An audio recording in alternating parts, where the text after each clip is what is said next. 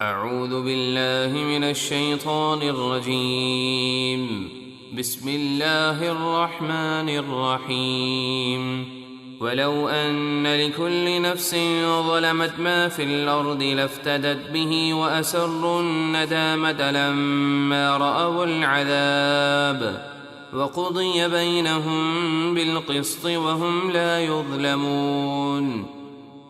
اور اگر ہر ظالم شخص جو کچھ زمین میں ہے سب کا مالک ہوتا تو ضرور عذاب سے اپنی جان چھڑانے کے بدلے میں سب کچھ دے دیتا، اور جب ظالم عذاب دیکھیں گے تو دل ہی دل میں شرمندہ ہوں گے، اور ان میں انصاف کے ساتھ فیصلہ کر دیا جائے گا اور ان پر ظلم نہ ہوگا۔ ألا إن لله ما في السماوات والأرض ألا إن وعد الله حق ولكن أكثرهم لا يعلمون۔ سن لو بے شک اللہ ہی کا ہے جو کچھ آسمانوں اور زمینوں میں ہے، سن لو بے شک اللہ کا وعدہ سچا ہے لیکن ان میں اکثر لوگ نہیں جانتے۔ هو يحيي ويميت وإليه ترجعون۔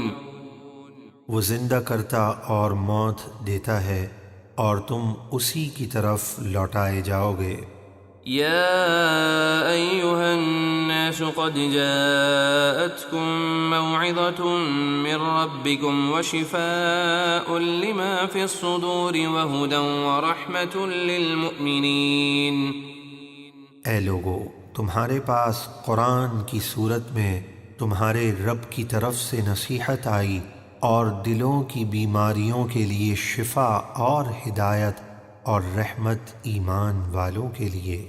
قل بفضل اللہ وبرحمته فبذلك فلیفرحوا هو خیر مما یجمعون۔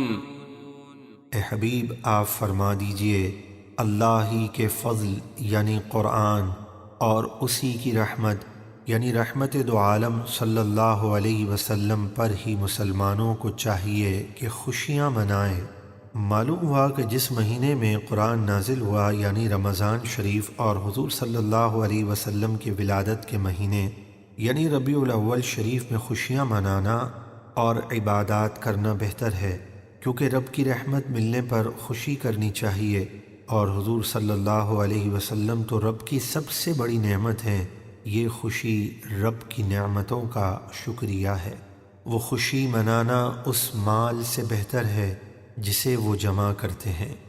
قل ارأيتم ما انزل الله لكم من رزق فجعلتم منه حراما وحلالا قل الله اذن لكم ام على الله تفترون۔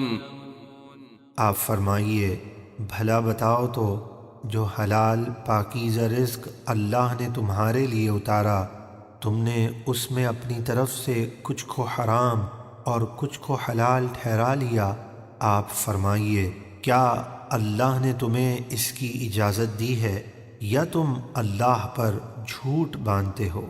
اس آیت سے ثابت ہوا کہ کسی حلال چیز کو حرام کہنا اللہ پر جھوٹ باندھنا ہے، جیسے میلاد شریف اور فاتحہ کی حلال کھانے کو محض اپنی طرف سے حرام بتانا بہت بڑا جرم ہے۔